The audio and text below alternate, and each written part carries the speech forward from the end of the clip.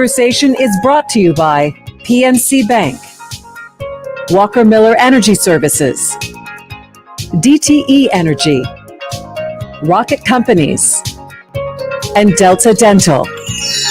Now, here's Kathy Ned, president of Real Times Media News Group, to get the show started.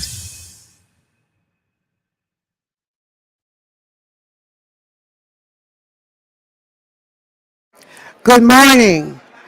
Good morning and welcome to Pancakes and Politics Forum 3, cultivating strong systems of support for a thriving tech and innovation culture, featuring Michigan's tech leaders, and you've already been introduced to them.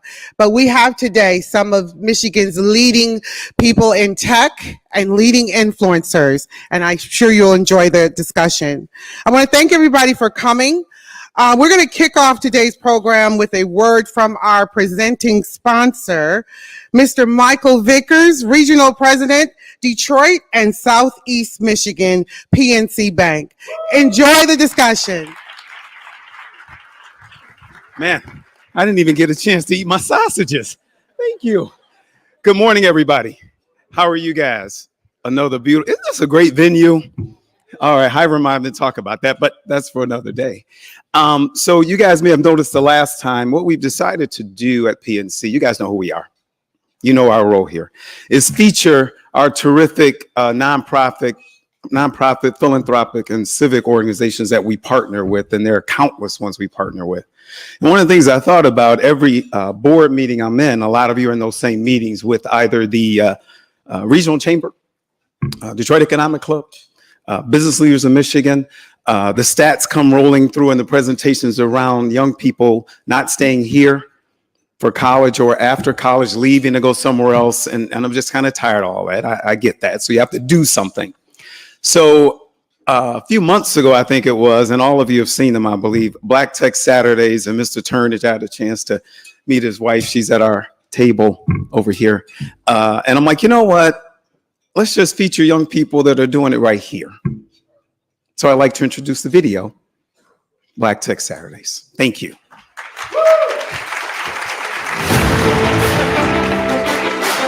Detroit is the next great tech hub, and all of you here is exactly what that looks like. My name is Johnny Turnage. I am CEO and co-founder of EvenScore and co-creator of Black Tech Saturdays. We are working to demystify tech and create a space where everyone can see themselves in tech. We're trying to change the narrative for underrepresented founders, not just in the city of Detroit, but around the country. If you're a founder or an entrepreneur, please stand up. We put investors, founders, entrepreneurs in one room, and the magic happens.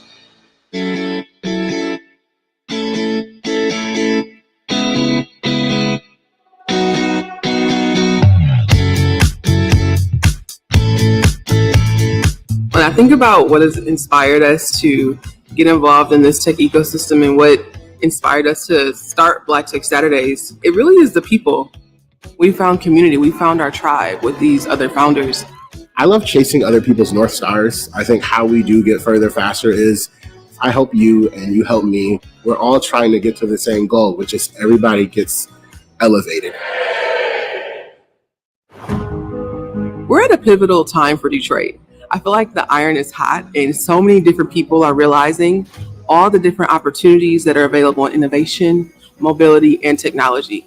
The growth and impact of Black Tech Saturdays has been really special. I've seen companies double in size. We're seeing people get jobs. We've helped founders secure 6- and 7-figure deals. I'm most excited for what Black Tech Saturdays can do for local economic mobility. Come and check us out.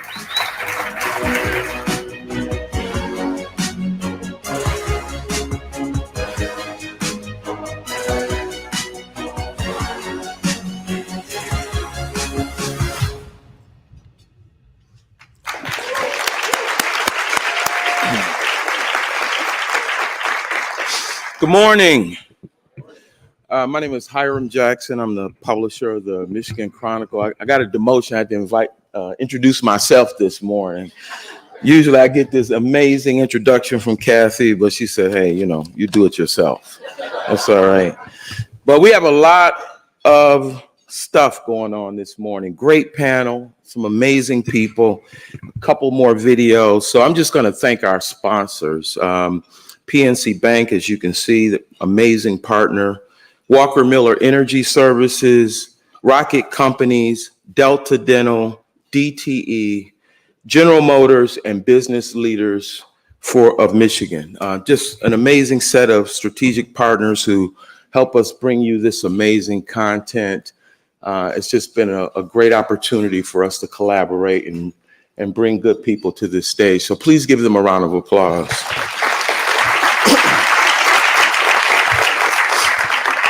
You know, earlier we mentioned that we developed a partnership with WDIV Detroit. And as you can see, we've kind of stepped our game up in terms of the production. These are being streamed live.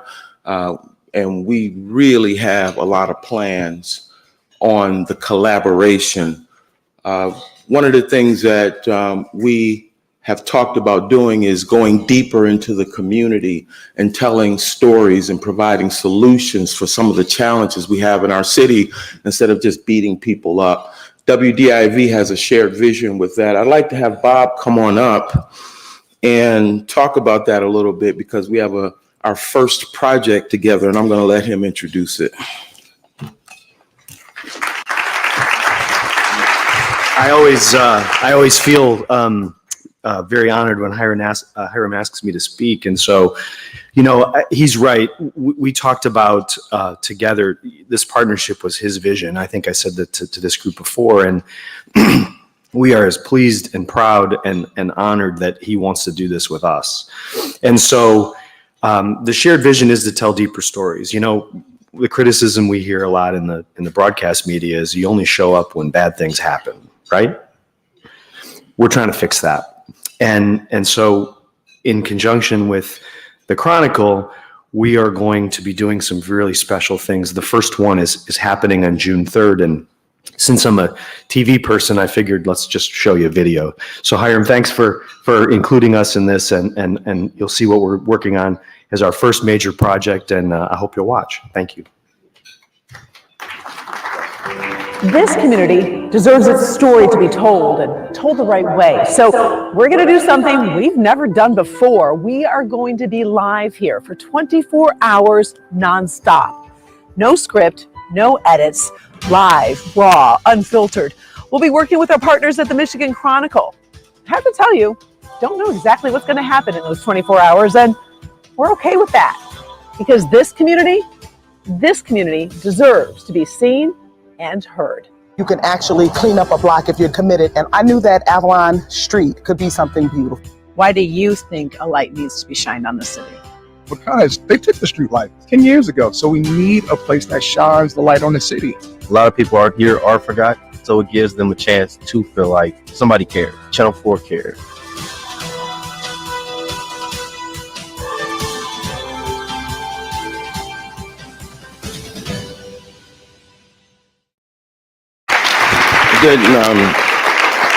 The community that we're going to be in for 24 hours, 24 live shots is Highland Park. I actually grew up in Highland Park, and Michael Bickers, my good friend, grew up in Highland Park. So this is a very special project, and we hope that you'll watch it. So after this next video, we're going to have our host and moderator, Dennis Archer Jr., join us. Thank you, and enjoy the show.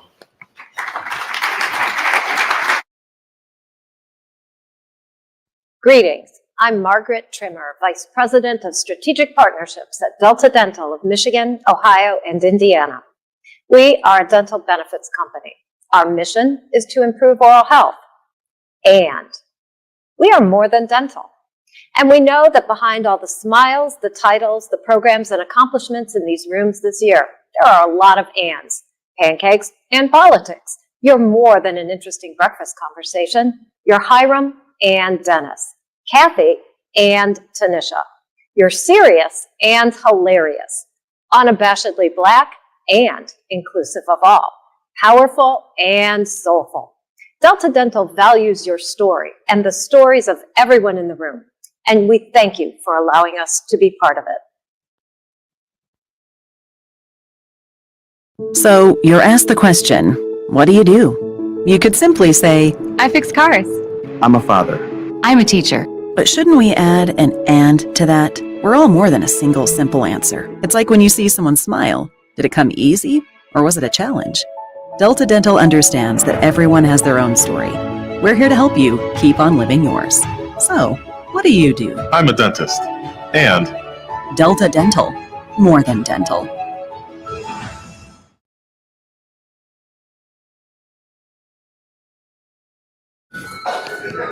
I'm not sure why they give me this music. We're going to run with it, though. Good morning.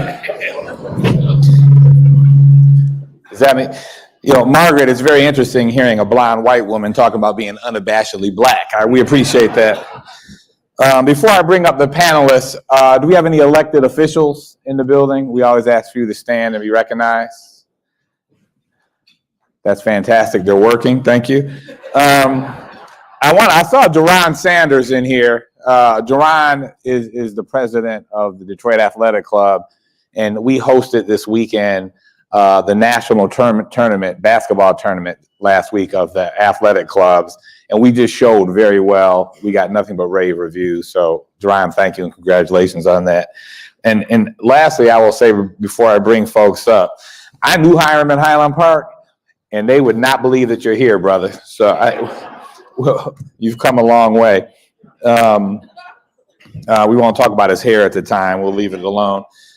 We got a very exciting panel this morning. I would submit to you that the combination of panelists that you're going to hear from really represent all aspects of the community, the broader Metro Detroit community, and really throughout the state of Michigan, given a couple of the panelists, required to draft and execute a vision to really not only drive population growth, but specifically around tech and innovation investment. So without further ado, Johnny Turnage, would you join us on stage? Johnny is the CEO and co-founder of Black Tech Saturdays, which is an organization, my man.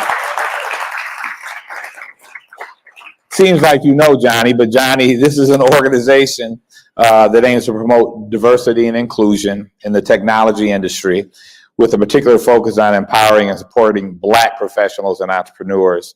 And they provide a platform for skill development, networking, community engagement within the tech community. And I will say to you, Johnny, that, in all the time, I've never seen a panelist with their own video.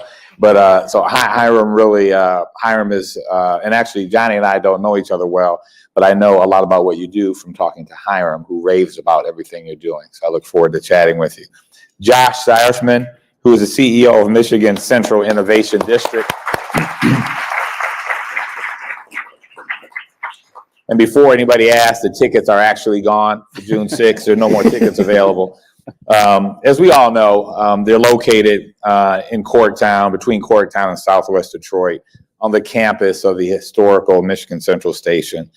And they aim to serve as a powerful convening place to build the urban transportation solutions and a more sustainable, equitable future in the areas of state-of-the-art mobility, retail, and obviously tech investment. They got over 1 million square feet of space that they occupy over here, and they're trying to create more jobs, not only in that neighborhood, but throughout the state, and to attract people, and he'll talk to us about this, from out of state to come here to locate their startups, and we appreciate that work.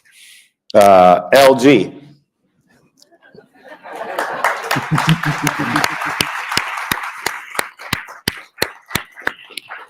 I got a whole bunch of stuff on you. I don't really think I need it. But, most importantly is, Garland has 3 amazing kids, 2 of which are twins, and Ellen, an amazing wife. I'm not sure if she's here or not, but welcome to the stage, LG. Look forward to chatting with you. And I got a question about your future I'm going to hit you with, too, in a little bit. And then Hillary Doe. Welcome, Hillary.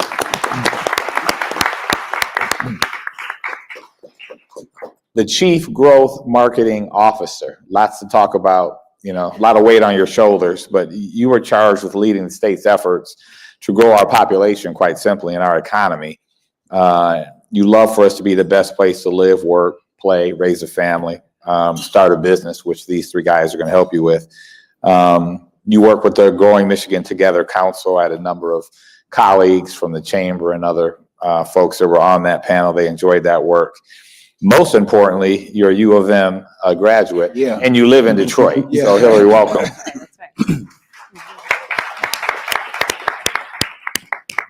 You know, Johnny, I'm going to go back to you to start with you. You have an interesting past because you are a community activist, very socially involved.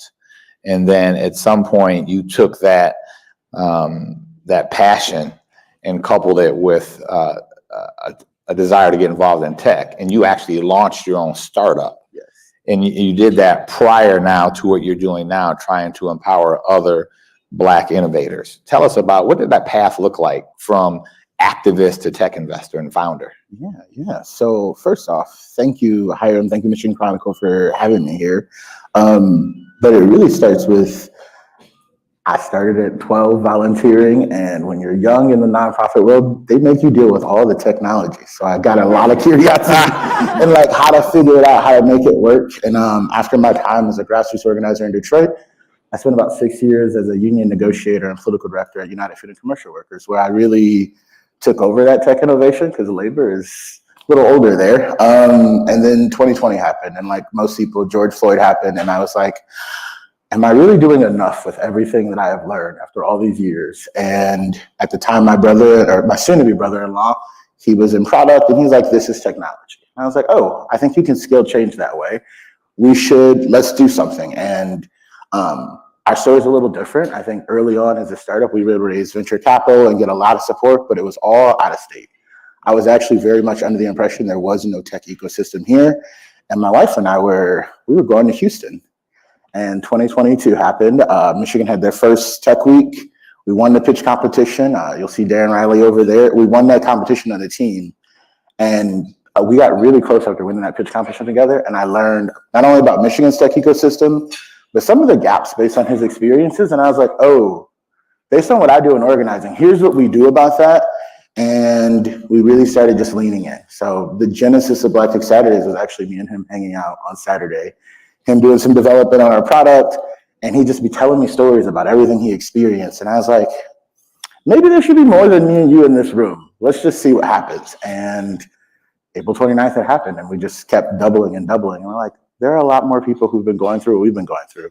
Breaking into technology can be hard if you're a Black or brown founder. We were privileged to travel the country and go to Silicon Valley, Houston, Atlanta, even the East Coast, and all the stories were the same. So we started to just, my wife and I, take the best parts of what we saw in those places. I'm like, what if we just do it in Detroit and bring that Detroit energy to it? And it works, and now they want us everywhere. That's fantastic.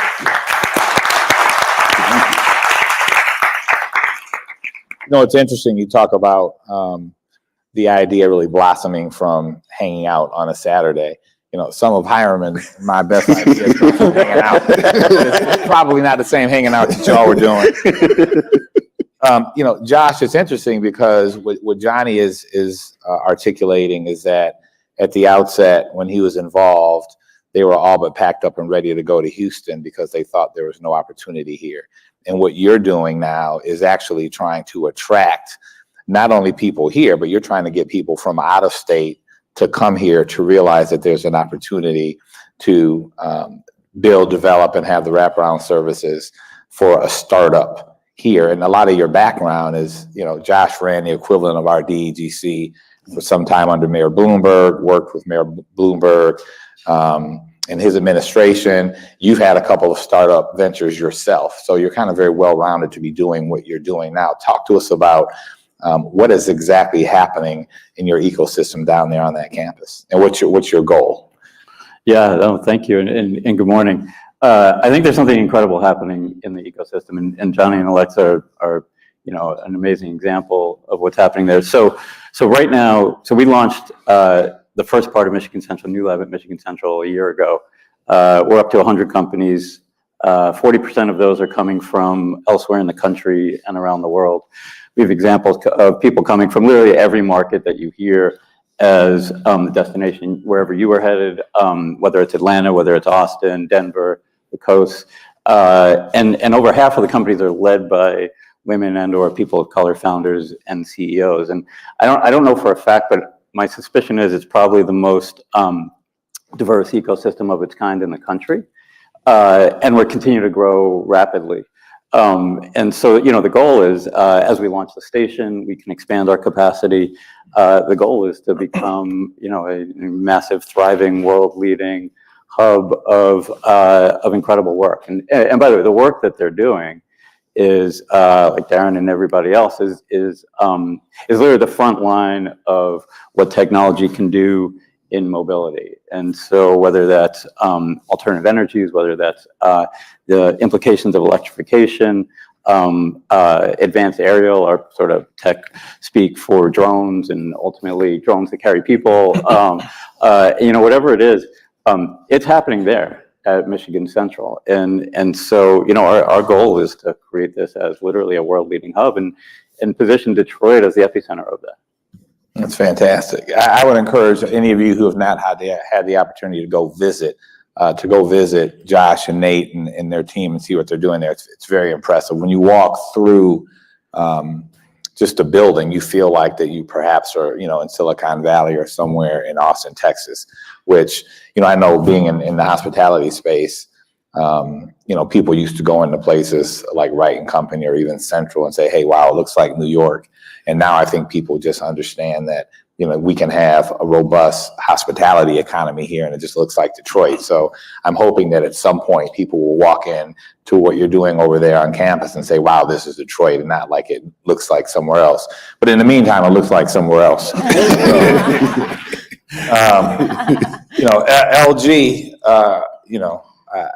I'd be remiss if I didn't ask the question. I mean, in the state of Michigan, there are certain positions, you and the governors are two of them, that have term limits. You are in your second term, which expires in a couple years. So I guess it begs the question, what are you going to do next? See how you stayed on topic? Y'all see that? First and foremost, good morning, everybody. It's a privilege to be here. The answer to your question is, this has been the privilege of my career thus far to be able to serve the state of Michigan in this capacity alongside Governor Gretchen Whitmer. I think that it is unambiguously clear that we have changed the trajectory of economic opportunity in this state for people. We have been a state now that has seen, for example, Black entrepreneurship be at the highest level that it's been in 30 years. That trend we've seen nationally. We've seen more Black folks start businesses in Michigan than ever have, and that has accelerated over the last 4 years. That's because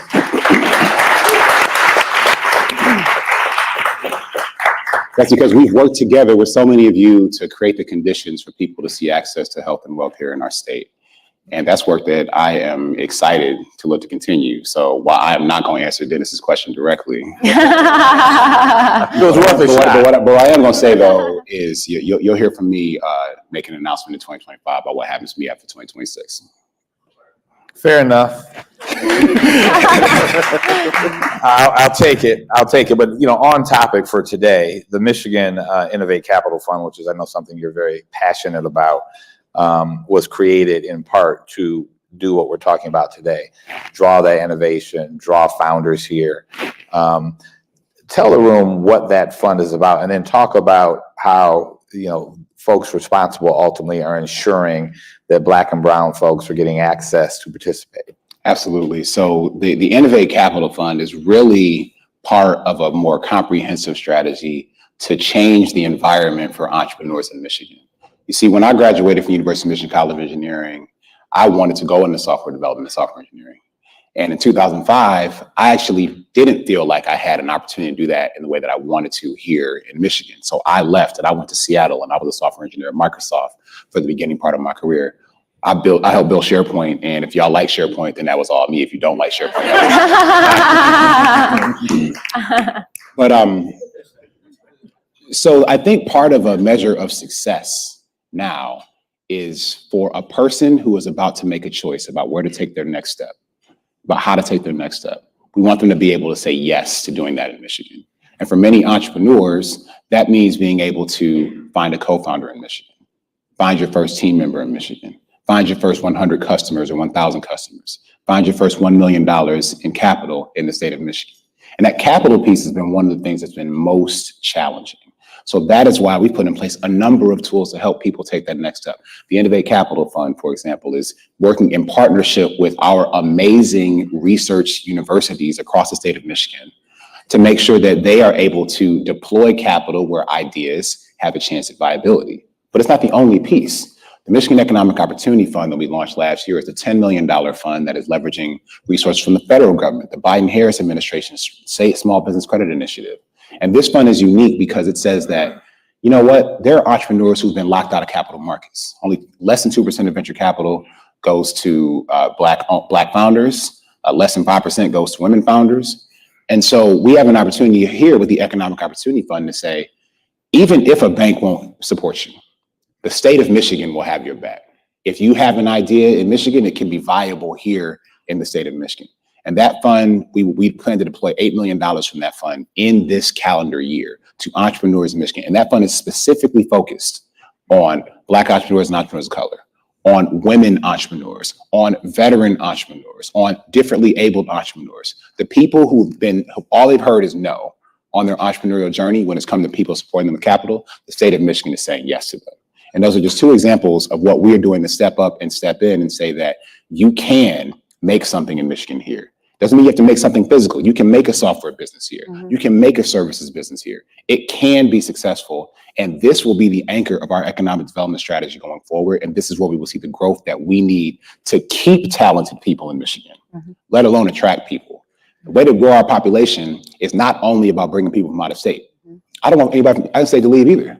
I at least want you to give it a try. I want you to start your first business here, for example. And so I think this is what our opportunity is. And so we're putting in place tools all over Michigan, yes, in Detroit, but also look, we have a freshwater innovation center that we funded at the state level in Traverse City, Michigan. Because since we got so much water, 21% of it in the world, we might as well be really innovative about it. And so the state has supported that with $15 million. If you have technology ideas about how to manage water, about marine electrification and autonomy, about deep water research, that you should do that research here in the state of Michigan. And so these are the kind of ideas and platforms we're building to support people.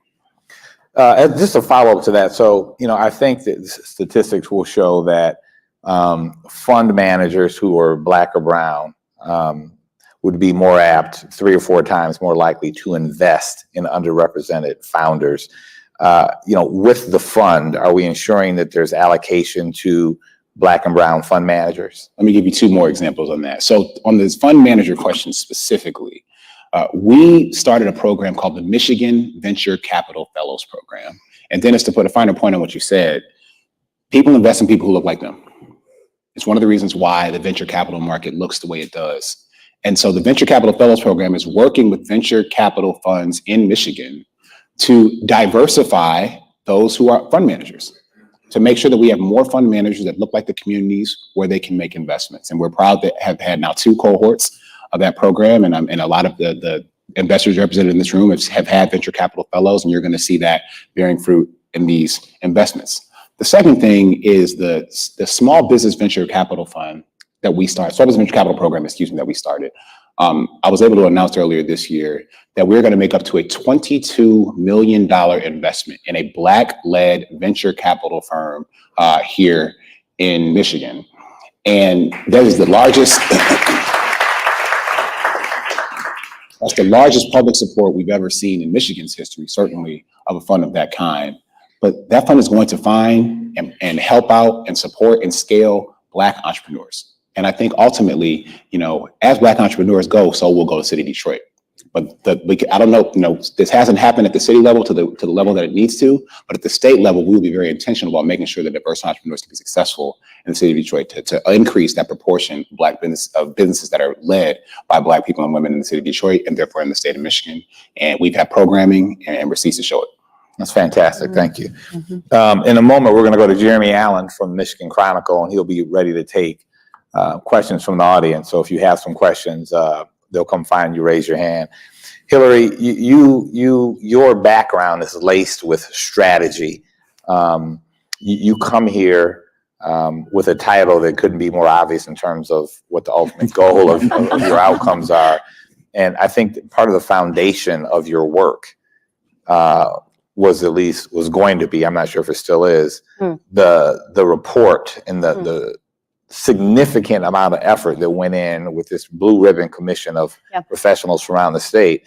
And, I can just remember the report coming out. I can remember some of the comments that John made on stage at the Detroit Policy Conference. It made a lot of press in regards to what that report actually told us in terms of what we should be doing.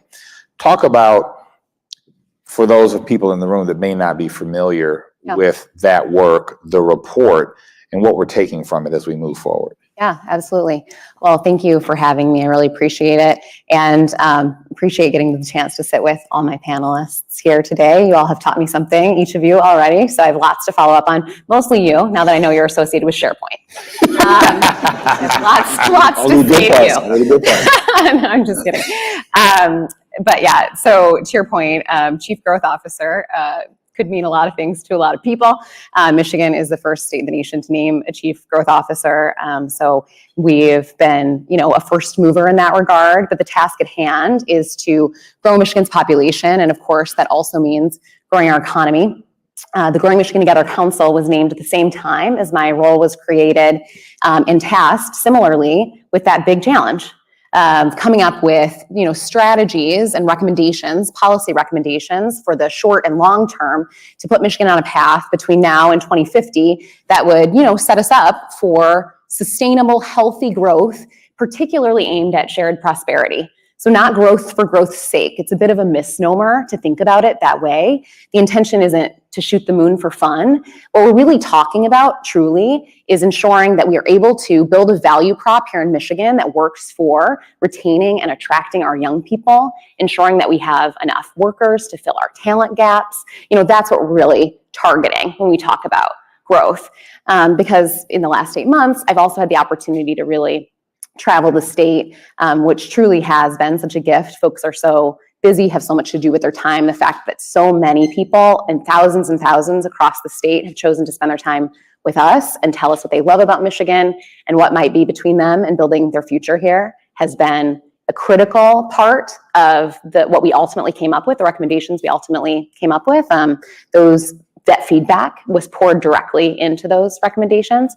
And what we're learning between that work, between survey work, comparative analysis that we did with faster growing peer states, were kind of 3 key insights. And you'll see those in the report that ultimately came out. One was that our faster growing peers all had higher or faster growing median incomes than we have here today in Michigan. Now, all of you may know this, but at one point in Michigan's history, in 1980, Michigan had 5 of the 10 highest median income communities in America. 5 out of 10, including Detroit and Flint and Saginaw. And, we have every right to be on a path to be at or above, the US median income again. And we are, in the report, we sort of identified some strategies to get there that are really in line with this panel today, which is why I'm so happy to be here. Specifically that, Michigan is a top 10 state for patents. We've always been this innovative place that not only has manufactured, but has invented the way that we move and live, these consumer products that have changed the world. And we have every right to be at the vanguard of that in the future, particularly in the fight against the climate crisis, in clean energy, in the electric vehicle transition. And so one of the insights in the report that was, I think, very clearly articulated was this idea that Michigan should be the innovation hub of the Midwest, particularly with an emphasis on ensuring that we're growing equitably the median incomes of folks across our state, by keeping our entrepreneurs here in Michigan, by growing those businesses, by investing in our entrepreneurs so that they have the capital they need to grow. We're amplifying them, we're giving them a platform. Because if we do that, you get exactly where we need to be in terms of the median income level we need to get at in order to meet, the growth standard that those faster growing peers have. We also saw faster growing peers sort of reach higher post-secondary education levels. You've seen this administration really lean in hard on education and invest more in education. So we're making great strides there already. And on the third, this might not be a surprise to you, but young folks let us know and won't let us forget that place matters. Everywhere we go, folks tell us place, top of the national polls, housing, transit. Folks really let us know repeatedly that we have to be cognizant that folks want great opportunities, great places, and welcoming communities. All three parts of that are critical. And Michigan punches above its weight in terms of welcoming communities. We've made incredible strides there. We're doing incredible work on education. Like I said, we have an incredible opportunity here on entrepreneurship, and place is the final leg of the stool. So all that came out in the report. I'm really proud of those bold recommendations. And within, a month of that occurring, was really happy to see the number of them that landed in the governor's budget. We're moving the innovation fund forward. We've seen the legislature pick up that childcare recommendation and move forward with legislation around that. I've had the privilege to get to testify many times now in the Senate, and the Senate Democrats in particular have been really excited about what the report implies about our economic development strategy. And most importantly, I'd say, even after the report came out, we've been now invited to over 60 different partner organizations across the state to share those recommendations with the intention of rolling out, so I guess I'm teasing something here today, some fun and important pilot programs to test some of the insights that came out of all the research from that report in a localized regional way with communities across our state, with the goal of sparking growth, talent attraction, and talent retention. They're really unique to those places' value props. So we're excited about that. So it's sort of a three-pronged strategy. We're doing the policy work that came out of the report. My team's really tackling the pilots that we can take on to spark, growth in the short term. And we're also doing a lot of marketing and storytelling. I'm happy you worked in UConn in Michigan for me. Thank you so much. Because we launched a marketing campaign that's arguably the most ambitious in the nation in terms of talent attraction. And in less than 6 months has already driven over 6,000 folks through a jobs portal to say, yes, I want to live and work in Michigan. And they aren't just, local folks or regional folks. In terms of out-of-state applicants, the top state for applicants has been Texas, just to give you a sense of the broad reach that we've had so far. So we're really excited about, the early responses to those efforts, and proud to be a leader on this across the country. Thank you. Johnny, you should be part of one of these pilots, man. You should talk to her after. Yeah. We hang out. All right. So Hillary, just to follow on, you've got companies large and small represented in the room. You got large as General Motors, you got startups like Framework E, like there's boosters, Detroit and Michigan boosters here in the room.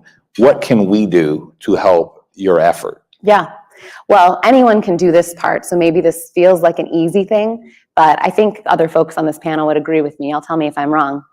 I hope that you'll say nice things loud and proud and tell everyone you know that this is a great place to be. Not only do we have work to do, we can engage in continuous improvement and make Michigan a better and better place to call home, and we should. But we're also currently 49th out of 50 in terms of folks who live here who weren't born here. And that is a crazy thing to me. It's a wild stat. It keeps me up at night because it implies that that folks who live here love it, but that we haven't managed to tell folks across the country, this is a great place to be. I sort of joke that should be reserved for some dusty square state somewhere. I don't know how some place with 3,000 miles of coastline and 80% of North America's fresh water ended up 49th out of 50. You know what I mean? This place with this kind of history and culture and future and opportunity. So I hope we're bragging a little bit more about that and telling everyone we know. And we can't say it. State of Michigan can't be like, who thinks Michigan's cool? We do. We need all y'all to do that in order for it to work. And so we're really dependent on, the folks like you who have incredible influence to tell the world that they're missing out and build a little FOMO for us. And we hope that you'll ensure, as we're working on some of these, talent retention and attraction strategies, you let folks across the state know how important it is to you that we do retain and attract talent. We hear from folks that 80% of Michigan businesses, this is their top challenge. Being able to, between them and expanding operations, being able to, attract the talent they need and retain the talent they need here in Michigan. And so it's important that we let everybody know that so we can keep, investing and leaning in. We have that first mover advantage. We have the most ambitious talent attraction and retention campaign in the nation right now, and we want to keep leaning in. Yeah, thank you. Thank you.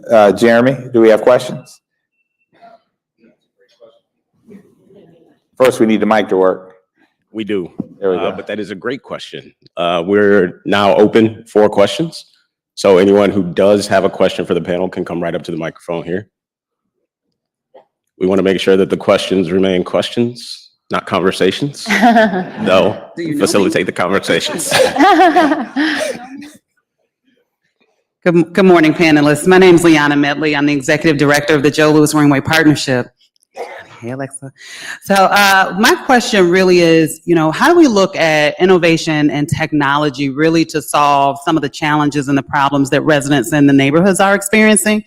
So with all of the innovation and things that you all are doing, what are some of the things that you're seeing that technology is really addressing for the residents? As a public space organization, we're looking at climate issues, we're looking at a lot of sustainability issues, we're looking at, all of these weather events. So what are you seeing that your technology is and the groups that are coming through your ecosystem are really trying to solve?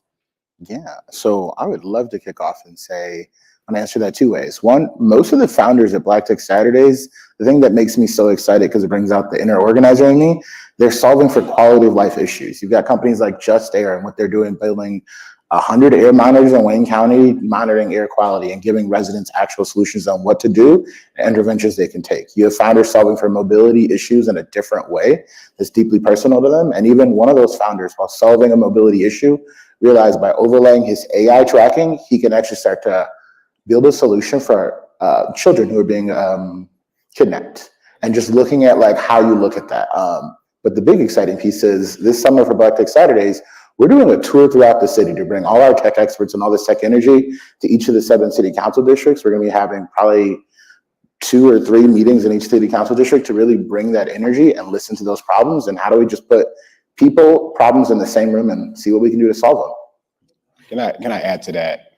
One of the reasons why diversity matters in the realm of entrepreneurship is because entrepreneurs solve their own problems. And so if you have people from more places that are equipped, who are supported to be able to give their ideas a chance, they're going to solve the problems that are in front of them. I mean, there's a great example. You know what I'm saying? Like, we all are aware of the sad reality of air quality in Southwest Detroit, in Dearborn. And so it took a founder who understood that experience to say, I'm going to find a business model that helps me address this and make people healthier. Like diverse founders, like, we don't care just about making money. I'm saying this as a 2-time recovering entrepreneur myself. Like, the first business I started was a jobs and internship website in 2005 to try to limit population decline in Detroit. And like, it made money, and we sold it to the Kellogg Foundation, which I appreciate. But it was trying to solve a problem that was in front of me that I lived. Like, I founded that company because I felt guilty about moving to Seattle. And so if we have more people with more lived experiences in the realm of entrepreneurship, and we support them and we have their back and we let them know that they have a chance because we're going to have their back, we're going to see these businesses look to solve problems in our communities. It's also, so Just Air is at Michigan Central, part of the ecosystem there. We have countless examples. I don't know where you went. There you are. There's an amazing company that's growing fast at Michigan Central, and what they're doing is working to help folks shift their homes towards electrification. And so, for example, what they do is the technology is actually pretty straightforward. They've basically created the ability to do a fast assessment of a home, the efficiency, what it needs, become a one-stop to get contractors to perform the work, and a one-stop to get the federal rebates that actually end up making it at no cost to the homeowner. So, for example, they're now, I think, up to 30-something homes around us that they've worked on. One elderly woman, she was paying over $600 a month for her utility bills. She could not get the home heated above 50-something degrees. And after working with the company Pearl Electric, her bill's like $150 a month. All the change was done at no cost to her. And it's fully functional. And I mean, the stories are amazing. And so there are countless companies. What we're finding is that there's intense motivation. Ultimately, sort of all of the work adds up to things like climate, equitable access. And so as that community is growing and sort of self-attracting also more and more founders focused on these things, the integration with community members into the work themselves, the work itself, becomes a sort of natural part of what's happening. That was a great question. Thank you. Next. What up, doe? Pancakes and politics. Yeah, what up, hey, doe? Yancy. Yeah. I am, hey, Johnny, LG. I am here thanks to HAP, and I look forward to connecting with all these small businesses that are coming to Detroit. But specifically, my question is for you, Hillary. When you talked about bringing the attention, bringing the folks to Michigan, and thank you, because this is my big question. Yeah. With all of this real estate that's popping up all over the place, wonderful, beautiful, but who's going to live in it is my question. And so hearing about your strategy, thank you. I'm a strategy person, but specifically my question is, how do you change the narrative nationally? Because you talked about the dilemma, you talked about the opportunity to make us look probably nationally better to attract those folks. And so I'm curious, what are your efforts there as we have Channel 4 here that hopes, make us look so good. So I'm curious about how you plan to tackle that mission. Yeah. Well, thank you so much for the question. First of all, all great ideas always welcome. Group project. But I'll tell you where we're at the moment. So first of all, when we talk about population growth and our strategy broadly, before I dig into, kind of our perception shifting work and our sort of marketing work more broadly, we've always said that we want to start with retention. I think Lieutenant Governor mentioned that earlier, but that's critical, right? Because you want to ensure that you don't have a leaky bucket. I'm talking like a tech founder now. I spent the last 10 years of my career before I came into this role in tech, but when you're a growing company, you want to make sure you keep the customers you've got, right, before you go looking for new ones. Same thing's true in this case. We want to make sure we're building, communities and opportunities here in Michigan that work for the young people and for our workers and our young families that are here. That's critical. And when you do that, you're also functionally building value props that will work for, other folks across the country when we engage in attraction. So I just want to underscore that we're always a retention first strategy when we talk about population growth. That said, we also have that, 49th out of 50 moniker in terms of, folks that live here that weren't born here, and we're going to change it. And so that marketing work and that storytelling work is so critical. It's critical across the country, and I'll say it's critical for retention. It's critical in our state. When I'm traveling around, the state and getting a chance to talk to folks across the state, even our young folks here in Michigan want to hear and need to hear that story from all of us. Truly. I really believe that. I think we all need to be reminded what we have on offer here. I think about this a lot as it relates to clean energy, for example. Sometimes we can make the mistake, I think, and I'll get to the big picture real quick, but we can make the mistake, I think, of saying, staying in Michigan, it's cheap. The number of people who have said that to me, it's wild. You don't say that, that's not the reason you move to a place. Oh my goodness. Right. Especially, you move to a place because it's great, because you have a great quality of life, you have a great opportunity, and if it happens to also be affordable, what a wonderful, wonderful cherry on top. But we have to prove that, quality as well. So what we're saying to our young folks, I think, what we have the opportunity to say here in Michigan is that if you picked your head up off the pillow here today, you live in auspicious times. And this is a place that's making the future right here. You're in the place that you need to be. And that has to be true. We need to make it true, but we also need to tell that story to all of our folks here and across the country. So in terms of our strategy, we've looked at perception across the country. We've looked at what sort of needs to change, what we're up against. I'd say the number one challenge that we've got right now, in truth, isn't this negative perception, but actually just that folks aren't thinking about us enough. That we're not in the public consciousness as often as we need to be, as opposed to we're in it, but in a negative way, if that makes sense. And if you prime folks to think about Michigan, sometimes we've got this old and cold problem, is what I've been calling it. It's sort of old fashioned or what have you, and cold there. I don't know how we got this cold rap. I don't know how we're carrying it around like worse than Duluth or something, you know what I mean? In fact, whatever. Water's moderating. I don't know. I don't get it.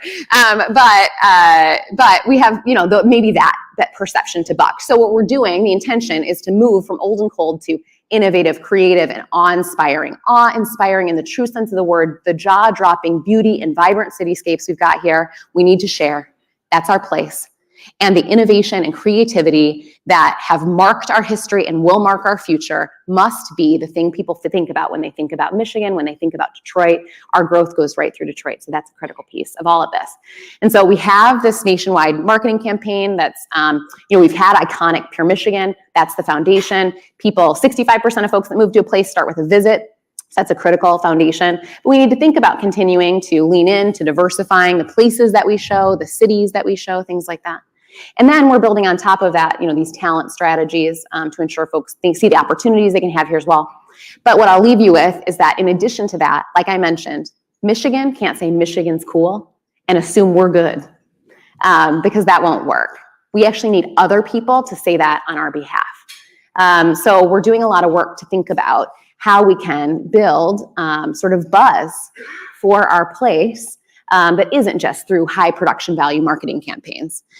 So for example, Juan Atkins, the godfather of techno, went to South by and did a show reminding everybody that Detroit is the birthplace of techno. And that broke through even in a crowded place like South by, so much so that I was walking down the street and heard folks talking about it. Like, oh my gosh, I got to get to Detroit, So those kinds of things actually really matter. And we're culture forward in that instance, right? And forward with the folks who are sharing those stories. And we're thinking a lot about how to seed that kind of perspective in cities across the country where we know folks have come to and gone from Michigan to make sure that we are more top of mind. And all of you can help with that. We have an event coming I think will help build buzz. A little bit. Oh, also maybe the draft was good. Yeah, that too. I'm sorry if my Visit Detroit friends are out here because that was obviously an enormous deal. That's such a great stage, and it will have many more opportunities like that. Next question. Good morning, y'all. It's good to see so many familiar faces in the room. My name is Bilal Hamoud. I serve as the Executive Director of the American Arab Chamber of Commerce. Thank you to Blue Cross Blue Shield for inviting us to join them here today. We have a program that's part of the several dozen smart hubs and support hubs that exist for small businesses across Michigan. And it's been phenomenal to see that priority be put in place for small business developments, for this growth, for the attraction outside of the state to Michigan. And you can see through Detroit, through the state, through the NFL draft, we've become a blueprint and really a model that folks want to replicate. But I want to know, and sorry to keep pushing on Hillary for questions, feel free for others to jump in, but we see folks like TechTown and NEI and all these folks playing a pivotal role in this development of the Smart Hub network. But what is the priority and what is the strategy that you're taking to connect the intranet of all these different ongoing efforts to ensure that they're communicating with each other and that those ongoing efforts can be tracked across the internal development that we're seeing across Michigan? Yeah. Well, I think my other panelists can totally speak to this too. But I agree with you that, in order for us to get this done, we've got to talk to each other. I mean, I keep saying it's a group project, but that's not, a trope. I think that, the truth is we can't do this in silos. So I think what you're alluding to is, how do we connect our entrepreneurial ecosystem in order to make it, an effective driver of our growth? Is that fair? Yeah. Yeah. I mean, I'm curious all of your responses to that as well. Yeah. So I think one of the biggest evolutions in our thinking is the realization that there's enough in here for all of us to make money. There's enough here for all of us to be successful. There's enough here for all of us to grow. There's enough talent here in Michigan today for all of us to be able to take the next step to the next chapter of our businesses. That kind of abundant mindset, however, I think is an evolution. Previously, maybe some of the reasons why these support centers and things were not connecting and communicating the way they could, because they felt like they were competing with one another for scarce resources when it came to talent. I don't think that's true today. I don't think the people who are leading these hubs, like the Arab American Chamber, like the Michigan Black Business Alliance, I don't think that they're not seeing this as a competitive enterprise. Seeing this like, hey, what? If the entrepreneurs who are coming to you are successful, that's more examples for potential entrepreneurs who come to me to be successful are going to see. So let me understand the best practice that you're deploying. Let me understand what's not working for your folks, and maybe we can try to design a solution together to fit for it. The reason that our administration has funded through the Michigan Economic Development Corporation all of these small business support hubs all across the state of Michigan that are focused on not only different regions geographically, but are focused on different communities of identity and affinity, is because we recognize, again, that we have to draw on the talent that exists in so many forms, the creativity and the passion that exists in so many forms, because that's the way that we're going to be successful. And so we're trying to do our best to facilitate that communication. But I actually think generationally, we're seeing that come up a little more organically in a way that I think is very positive, and it's going to lead to a platform for growth. I also think it's going to broaden the types of businesses that people think they can start in Michigan. I think the creative services industries are going to see an amazing boom in Michigan over the next 5 years, because we have always been a source of cultural creativity and entrepreneurship that emanates out of the state of Michigan. Techno was invented here. Motown was invented here. Detroit was the only UNESCO City of Design in North America. Like, so we have this unique sensibility, and for us to connect that with entrepreneurship at scale is one of the things that I think these entrepreneurship support hubs are all about. And so the better connecting, the better network they can be. You know, I've looked at, for example, updating and upgrading our smart zone infrastructure, for example. That's a model that served us well for 20 years. And now as we look at the evolution of it, it's going to look a little bit more like these support zones to be able to, again, create more platforms for entrepreneur success and opportunity for a more diverse set of people, solving a broader array of problems that's going to lead to more economic activity, stability, and mobility for the state of Michigan. You know, it's also happening. So at Michigan Central, and we got to make sure we pull you in. You know, we led with the University of Michigan application for the Tech Hub designation, and we pulled together a consortium of over 80 entities, and that was all of the public sector, there was all of the major corporations, we were tech town, Sparks, everybody all the time. And you know, we didn't get it, which is a whole nother story. And we're still trying to understand. It's sort of absurd. But what we did get was this incredible working group that I think is driving regional collaboration at a level that had simply not happened before. And then physically, you know, Michigan Central, we've had in a year over 450 events in our first building, and that's 25,000 plus people coming in. It's all different players across the economic development spectrum, the innovation spectrum, the tech ecosystems, you name it, at a local, at a national, and sometimes global scale. And so we're seeing this all the time. We're figuring out how can we have reciprocal arrangements. The companies you work with should be able to come partake in stuff happening at Michigan Central. So I think in a grassroots way, as there's more and more activity, we're all really sort of seeing anybody's win is everybody's win, and really driving that collaboration. Yeah. To close out, I want to echo the abundant mindset.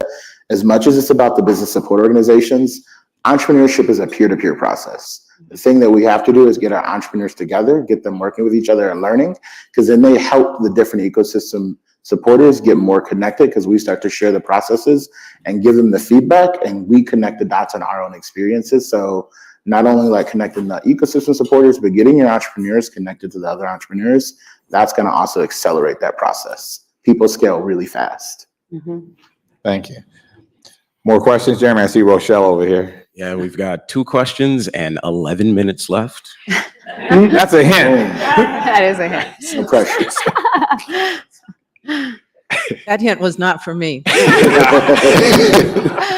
I'm Rochelle Riley, Director of Arts and Culture for the City of Detroit in the Mayor's Office, and I have a question about 2 elephants that aren't even allowed into the room. But before I do that, I want to address something that Hillary said. There are hundreds of artists who do move to Detroit because it's cheap. What we have to do is make sure thousands more know that you can get more bang for your buck in Detroit, where we have the greatest creative economy in the country. We have the greatest creative workforce, and we just need to support our artists more. But my question has to do with, thank you, has to do with this. I am literally watching all of the advances that are being made in techno, all of the advances that are being made at New Lab, which I love.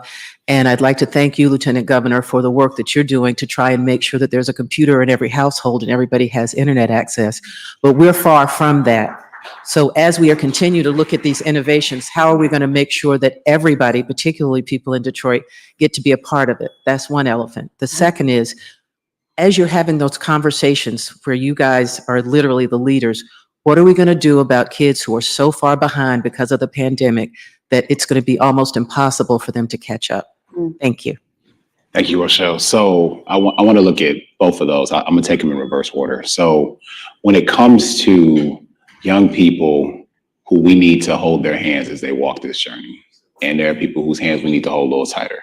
I'm saying this because I know what I'm talking about. My twins are in the 5th grade in DPS, and my baby girl is finishing pre-K. And so at the state level, we have worked to fundamentally shift how we fund public education. We have been in office for 6 years and passed 5 budgets, about to pass another budget next month. And each one has been progressively the deepest and largest investment in public education that's ever been made in the history of the state of Michigan. And for the first time in 30 years since Prop A was implemented, we have brought equalization to how our districts are funded, because when Prop A came in, you saw districts where people were wealthy and districts where people were fighting poverty, had a huge inequality in how they were funded by the state. We have righted that wrong.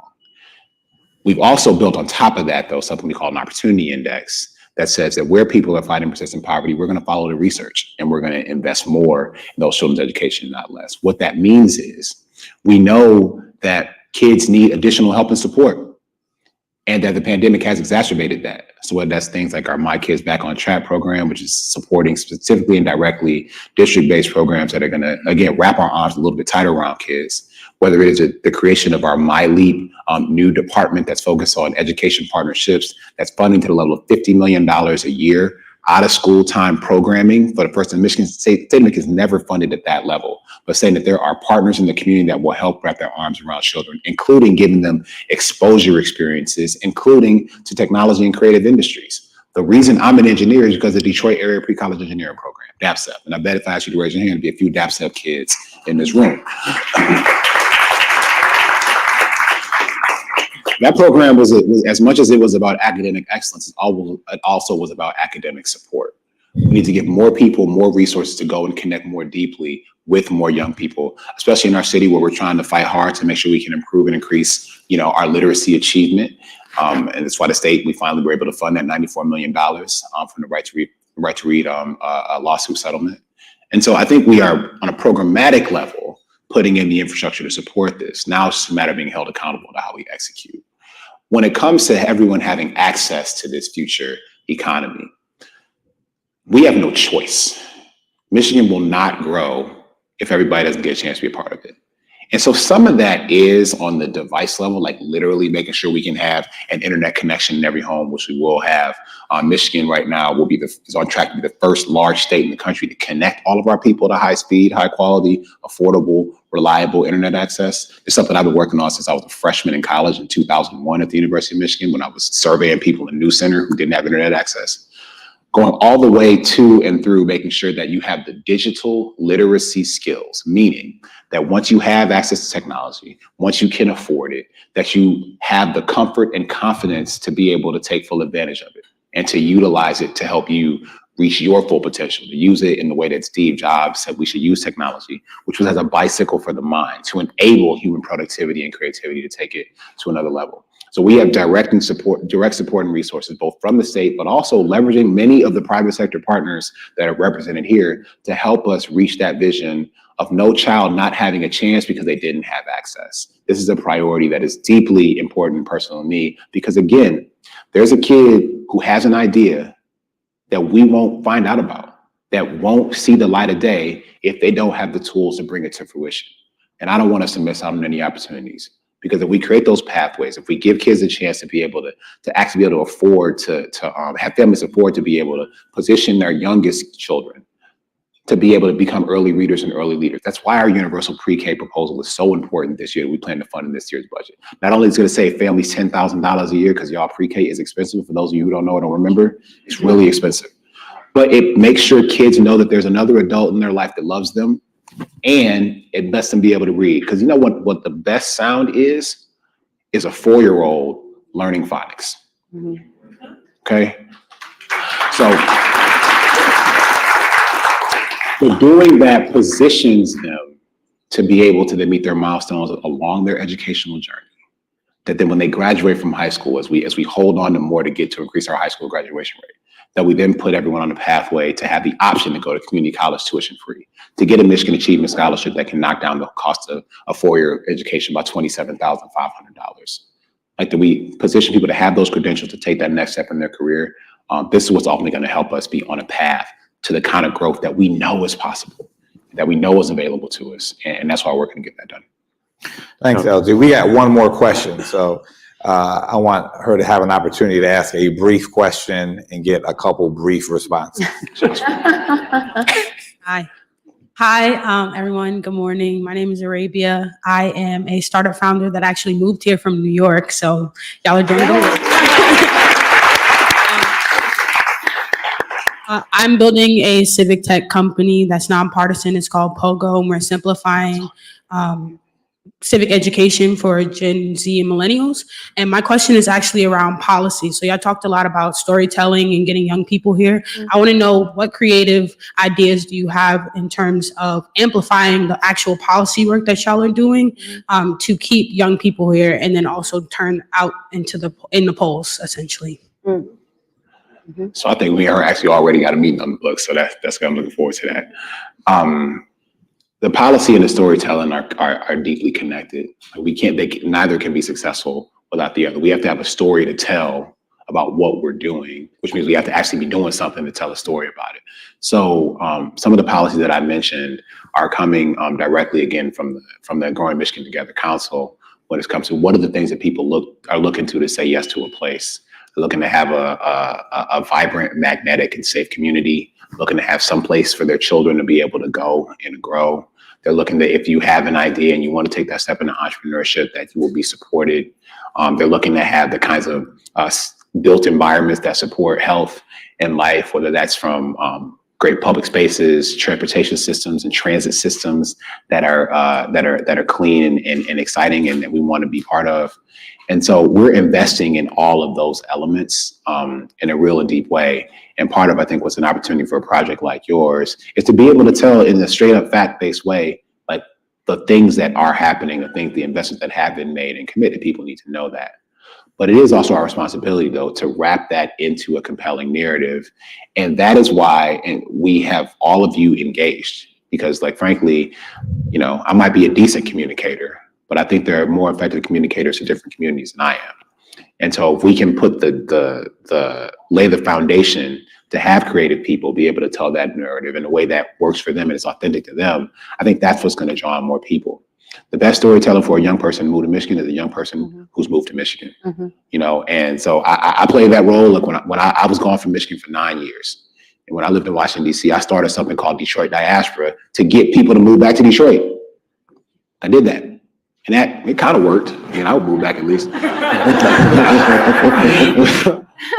but being able to, but in order for that to work, like, we have to equip people with both facts and narrative, and then let them put their spin on it, let them get their flavor to it. And so maybe platforms like yours can help scale that up. So I'm looking forward to working with you on that. I can super quickly, because I'm sitting on stage with such great organizers. You were talking about civic participation. That's obviously so critical. And one thing that I think we've really leaned into over the last year, and that is so important as a piece of this, that again, all of us can participate in, is doing a lot of listening.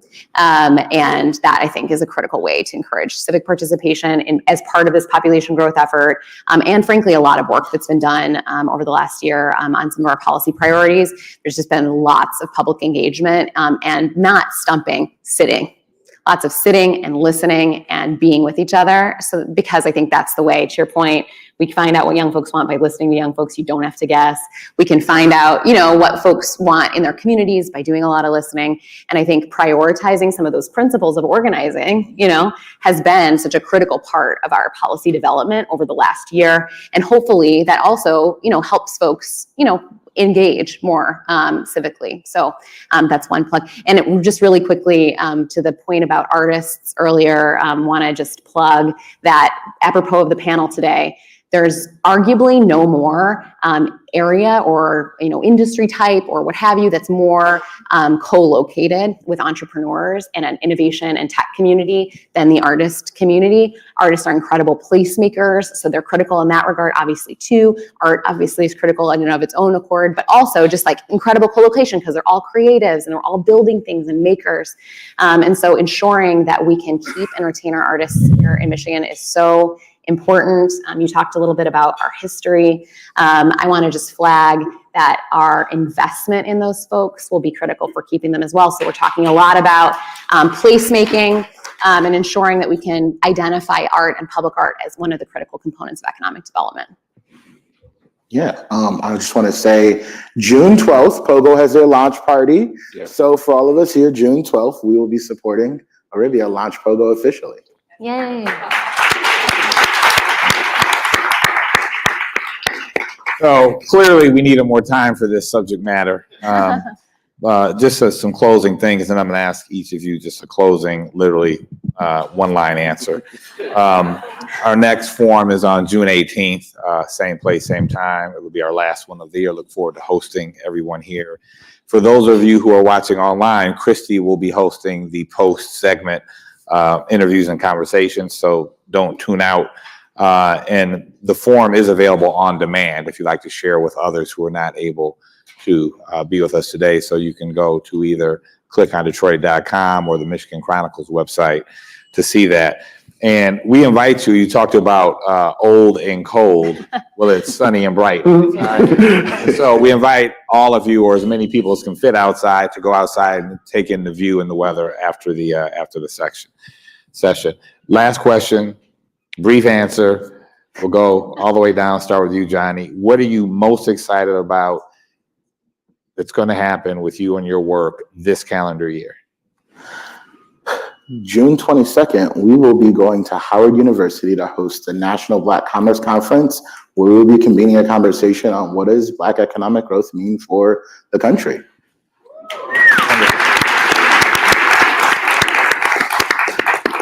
Josh? We got a little thing happening in June. Are there any hints about performances or anything that we should know? It's going to be good. We look forward to it. LG? I'm excited about a lot this year, man. I guess what I'll say is every election year is an inflection point and an opportunity. And I believe that this year, we will need to make sure that Michigan shows up and makes a choice to have the right kind of partner in Washington.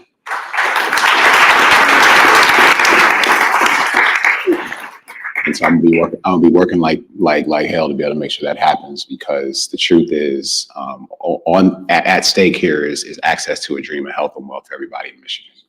That is truly at stake, and that's what we're going to work towards. Hillary, this calendar year, you got a lot going on. What are you most excited about? Close us out. Do have a lot going on, and I'm excited about a lot of things. But what I'll say is we, built a lot of momentum. I'm excited to say that we're at the point now where we get to make good on it, and y'all will see that we're gonna get to launch based on all those insights, some cool projects to engage folks and start to see the fruits of our labor. So I guess I'm teasing a little bit of that, but I want to put numbers on the board this year. I want us to see some real traction and movement, and I want all of us to feel real proud of that so that we lean in with sharp elbows. Thank you. This has been a wonderful panel. We've had some of the best questions, actually, I feel. From the audience questions were phenomenal, very pointed, and you guys responded, I think, very well. It's very exciting, the work that you all are doing. It's all hands on deck. You've heard that more than once, and so I'm sure that each of the four of them would love to chat with you after about how you can specifically help and participate. You guys stay on stage. We're going to take some pictures, and thank you all for coming today. Have a good day.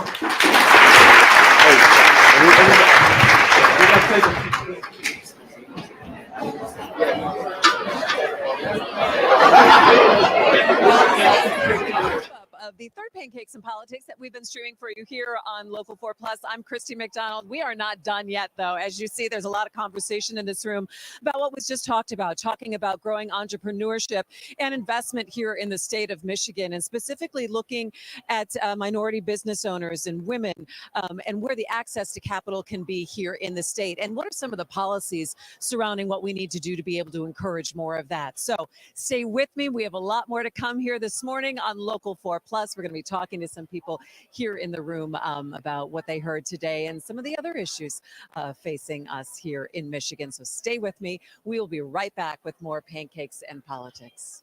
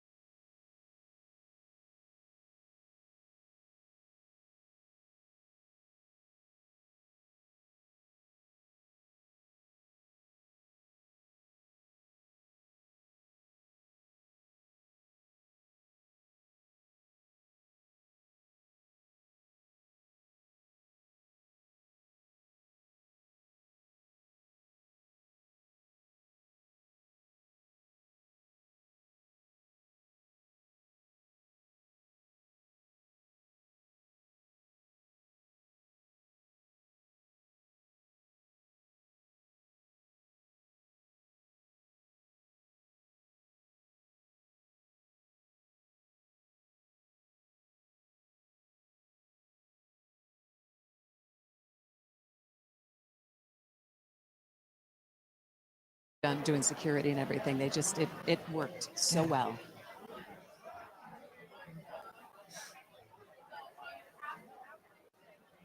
Welcome back to our coverage here, streaming live on Local 4 Plus and clickondetroit.com of Pancakes and Politics. With me now is Paula Silver, of course, the Senior Vice President of DTE Energy. Paula, it's great to see you. Christy, it's always so great to see you. You know, anytime that you can see the sunrise coming up on the 16th floor from one campus, Marcius, it's a good day. This is a great location for Pancakes and Politics this year. Yeah. Very grateful and happy to be here. All right. The conversation this morning really detailed about entrepreneurship in the state and also pushing tech, again, diversifying so much of the business that we're looking at here. What did you take away?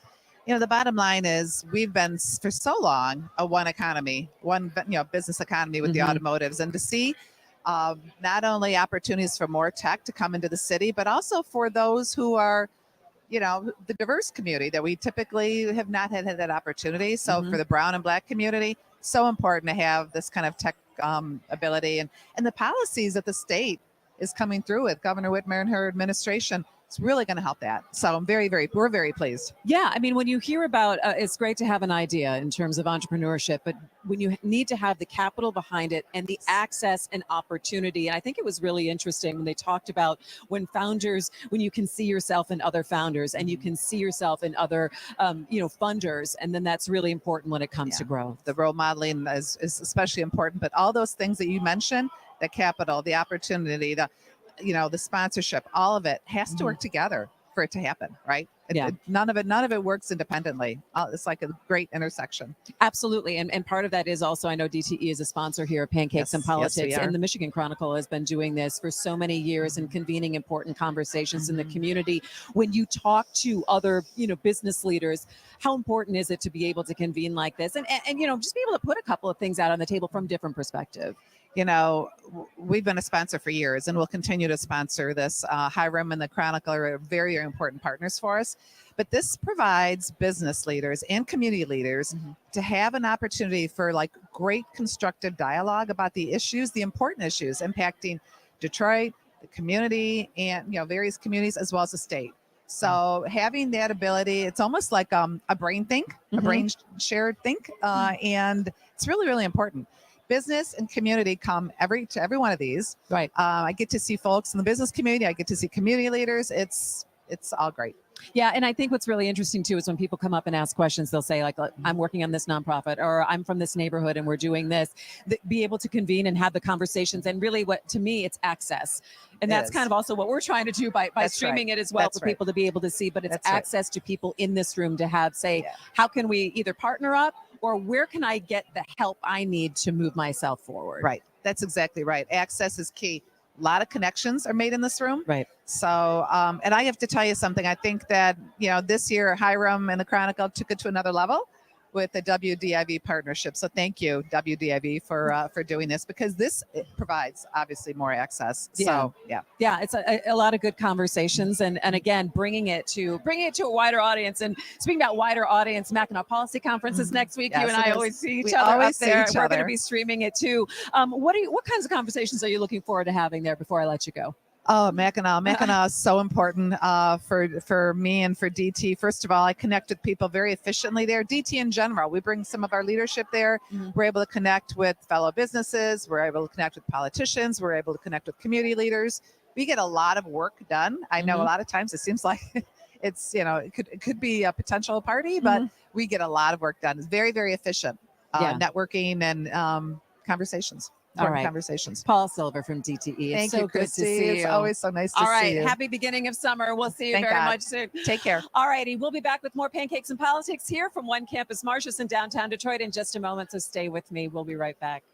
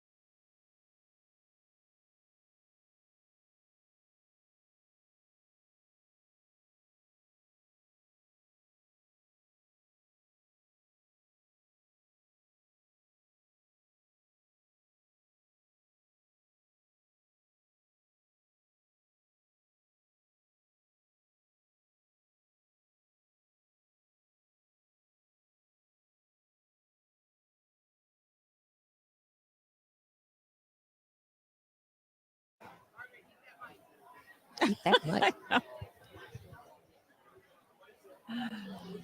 Welcome back to our Pancakes and Politics post show, I guess. Margaret Trimmer, the Vice President of Strategic Partnerships for Delta Dental, joining me now. Margaret, it's good to see you. It's great to see you as always, Christy. You know, when we talk about entrepreneurship here in the state of Michigan and exactly what has been done at the state level to start to encourage and say, look, we've got some of the capital here to be able to say, you can move forward here. What do you think about the conversation today? Well, first of all, the energy in the room is palpable, right? You Mhm. can't come into this room and not walk out inspired. Mhm. And I think today was a particularly inspiring day. I always love to hear the lieutenant governor, but I hadn't really heard from Hillary Doe either to Mhm. see just what are we doing to Yeah, draw from the people into MATC. Michigan. Yeah, it's great.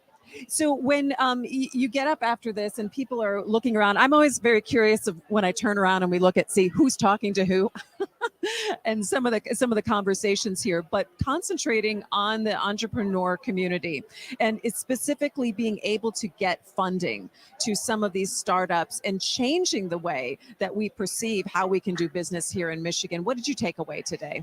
Well, we've worked quite a bit with Black-led VC fund out of Cincinnati, one of our markets, and Lightship Capital. And so we've been really close to the issue of access to capital for people of color, for women, for people with disabilities. I think the challenge is to just be in the room. And this room is a room that is a cross section. It's people who need money, people who've got money, people who need ideas, people who've got ideas. They're all here. Yeah, and Delta Dental has been a sponsor here at Pancakes and Politics. And Margaret, you and I go way back, and we've been in a lot of these different rooms where conversations and things can happen. And I think that's a really good point that you make, that people who need money and people who have money are here. But it's also what I love about the Pancakes and Politics room is you have people standing up saying, hey, this is the first time that I'm here. I'm working with a nonprofit over on the east side. How can we get more engaged with and get more into the connection? Well, Pancakes and Politics is one of the most inclusive environments in this space. There aren't a lot of rooms with the Economic Club, with the Chamber, that are as accessible. So I give a big shout out to Hiram and Dennis for making it a welcoming space for people to take a risk and speak up in sometimes controversial ways. All right, let's talk about teeth. Look at your smile, right? The power of a smile. Let's just talk about teeth. No, but I think also what's really wonderful about what you're doing at Delta Dental is all about community involvement and understanding of health and our oral health. But you were talking to me about something new that maybe parents don't really know about young kids and oral health. Well, it's a really big deal. We advocated and lobbied for over a decade for kindergarten oral health assessments to be required. It was always kind of an optional thing. You have to have a vision screening. You have to have a hearing screening. But dental, it's optional. Not anymore. It is now mandatory that if you have a rising kindergartner, child who's going to be entering school in the fall, you've got to have their teeth checked. It's a screening. It's a very simple 5-minute procedure, but it can be indicative. It can tell us who's got problems, and we can arrest those problems very early on. All right, so it's good to know anytime that we can share information out to everybody I so like that. appreciate that opportunity. It's a big initiative. Yep. All right, Margaret Trimmer, of course, from Delta Dental. It's good to see you. Thank you, All right, Christy. have a great weekend, You okay? too. All right, we'll have much more from Pancakes and Politics here in downtown Detroit in just a minute. Stay with me. I'm going to be right back.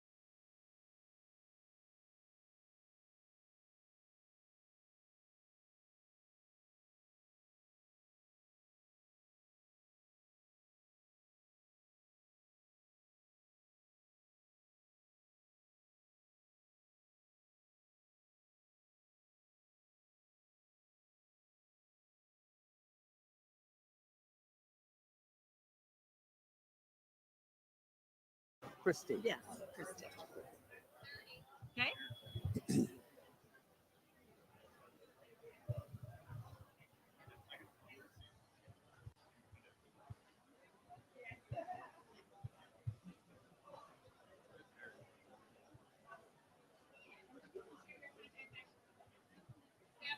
Okay.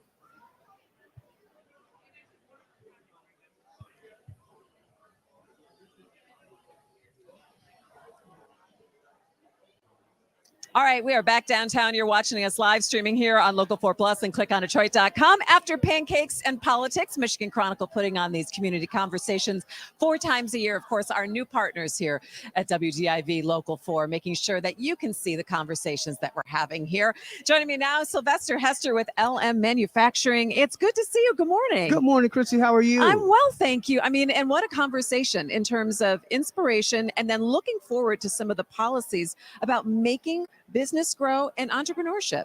Absolutely.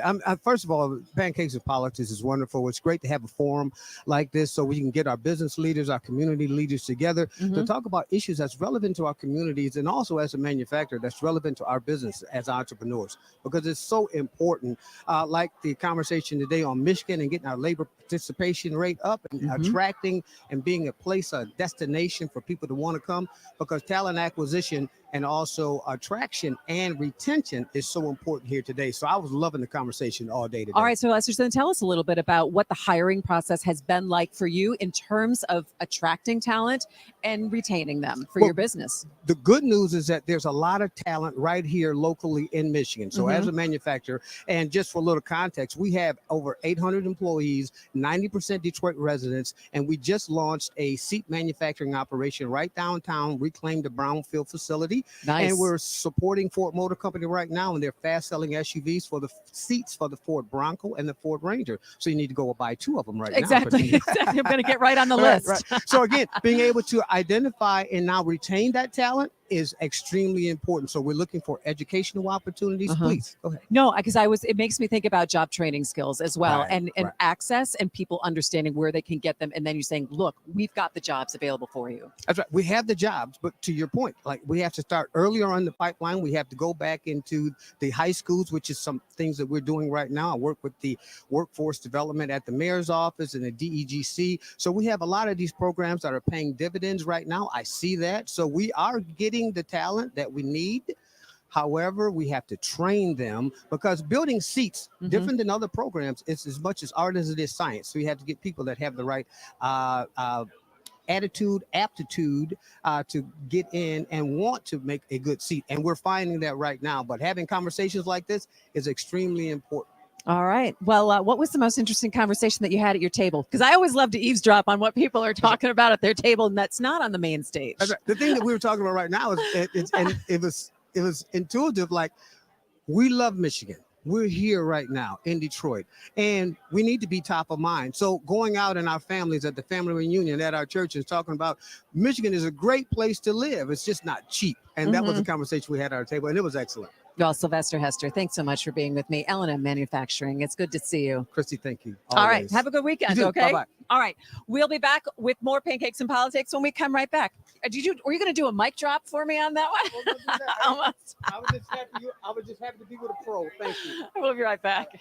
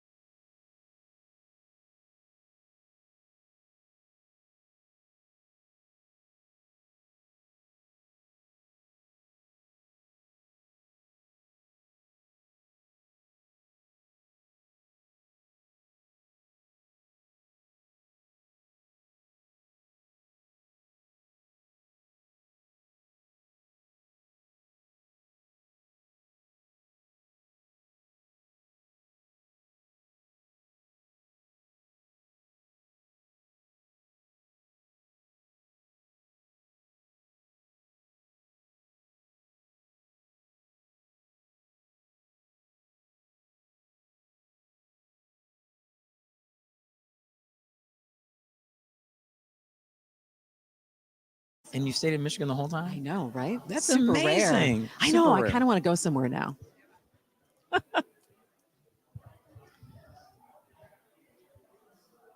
Back here at Pancakes and Politics. We're so glad that you're with us streaming live here this morning in downtown Detroit. With me now, Hill Harper. You have a lot of things on your resume that I could list off. So everything from actor to business owner to Senate candidate. So it's good to see you here this morning. Such a great morning.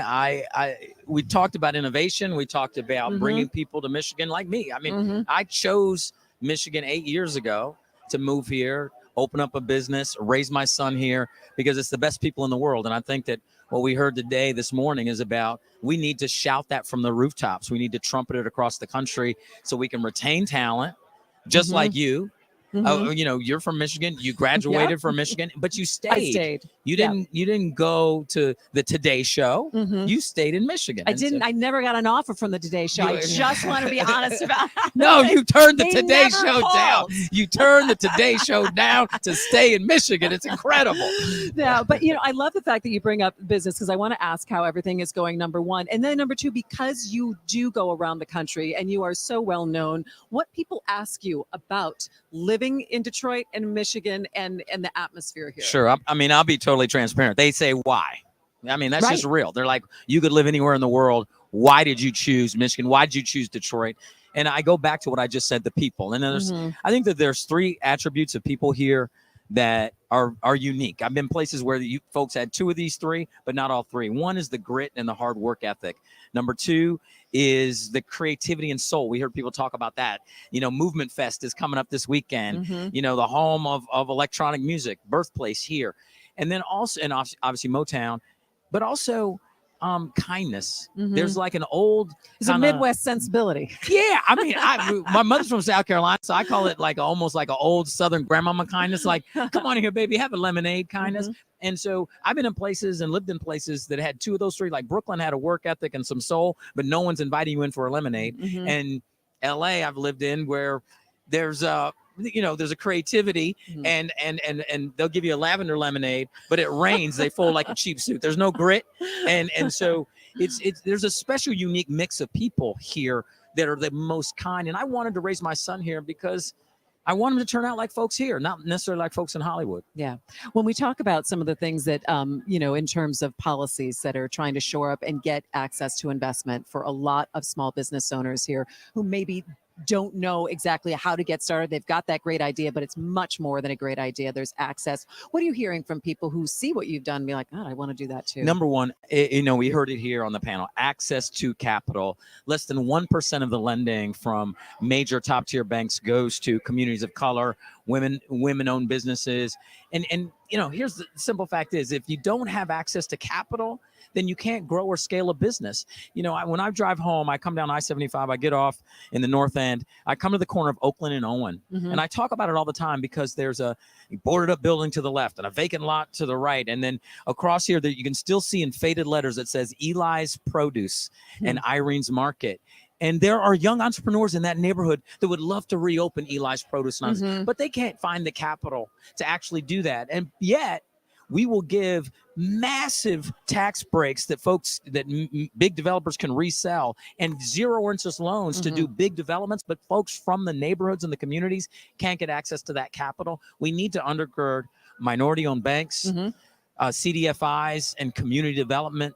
We have to undergird communities because that's the job creator, small businesses. That's why I'm a small business owner. We create jobs. Folks hire folks from neighborhoods that they live in if they own the business in that neighborhood. So it doesn't take a rocket science to figure out how do you kickstart neighborhoods, create entrepreneurs in those neighborhoods. Yeah. Well, you're going to have a busy summer, I know. It's going to be a busy summer, but the weather's really good. It's going to be fun. And I told Hiram about the coffee. It's the worst coffee I think I've ever had. And my coffee shop is just right across. Exactly. So for the next Pancakes and Politics, next one, June, I think he said 18th. June 18th. Roasting Plant Coffee. My coffee shop is going to sponsor the coffee. I love it. There we go. That's my commitment That's what we're looking for forward to. next month. That's why you got to come back and watch it here, streaming on Local 4 It's going Plus. to be really good. Hill Harper, it's great to see Thank you. you so Thanks much. so much Keep for up the being great with me. work. All right, you too. All right, take care. We'll be right back. Stay with me.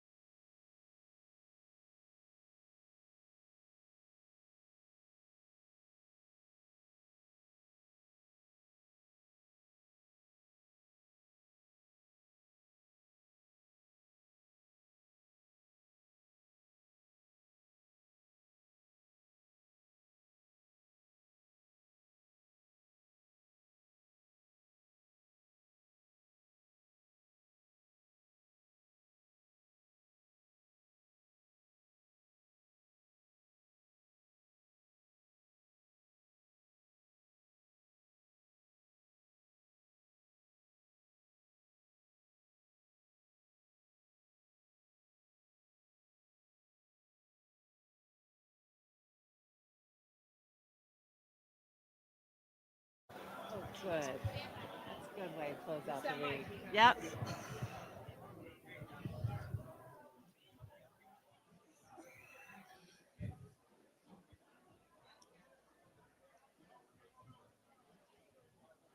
Welcome back. And with me now is Lieutenant Governor Garland Gilchrist. And Lieutenant Governor, my heels are just never high enough. It just feels like it's always good to see you. You stand tall for Michigan. That's and right. It's great to be here with you. Absolutely. You were on the panel today. And I think what was really wonderful about the information that came out was the specific programs that the state is doing to be able to boost entrepreneurs. We've talked so much all morning long about access to capital.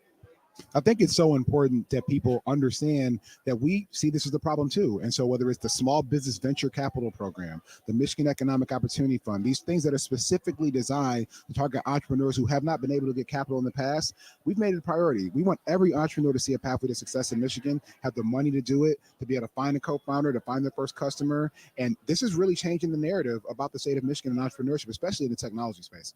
You know, when we take a look at, though, this is part of a larger piece of what is trying to happen here in Michigan in terms of diversifying the economy, the different businesses that we have here, and then also growing our population. And that starts with also younger people because That's our right. population is getting older. That's right. The reason that people will choose Michigan is because they see this as a place that has access to their dreams of health and wealth for themselves and their families and their communities. And that starts with making sure you can be well educated and well supported, that you don't have to go into just debt to be able to get the kind of training and skills you need. If you have an idea to start a business, you can start that here and be supported. If you want to work at a growing company, you can find those companies here in the state of Michigan. Whatever industry tickles your fancy, whatever industry you want to be part of, to be able to do that and grow that in Michigan. And so I'm excited to see what entrepreneurs are coming up with. And the fact we have to support them everywhere in Michigan is really, I think, our most exciting, important, and pressing challenge. The best thing for me about a room like this and an event like this is the conversations that happen afterwards and beforehand.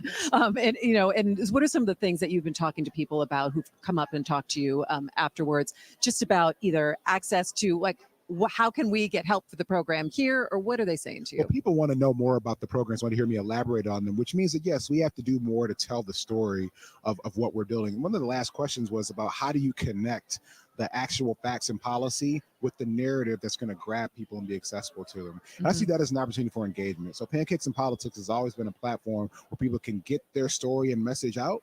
And now it's about making the connection to see that through so that people who are here can participate in these programs or connect others to participate in the programs. And those are the conversations I was having after the panel ended. All right. So what's happening this weekend as I let you go here on this Thursday afternoon? Are you staying in town? You're heading up to Mackinac next week, I know, for the policy conference. I will be in the policy conference, so I need to bank some kid time. So I'm in my son's soccer games.